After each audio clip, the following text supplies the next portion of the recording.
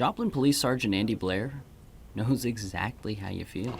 I mean, absolutely. I think in almost any profession, I think there's times you're going to hit burnout for sure. And that's no different in the law enforcement world. We absolutely have those times where you hit that burnout point. And a year like 2020 doesn't help with that. So does critical care nurse Brianne Burry, who's been working in Freeman's COVID unit since it opened in April. Just sometimes when you get home at night, the toll of taking care of some of these patients is a little bit heavier.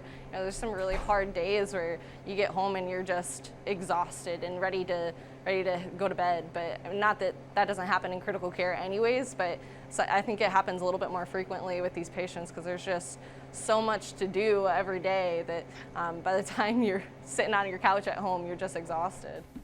Recent research found that compared to 12 months ago, 4 out of 5 working Americans are feeling equally or more burnt out than they did this time last year.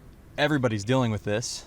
We deal with it on our personal lives, just like everybody else, and then you come to work, and like many others, we have to deal with it at work as well, as far as putting on the masks every day and the constant notifications about being within contact of people. You know, it's not just a physical battle, it's a mental battle, and we're there to try to hopefully emotionally support everyone as best we can.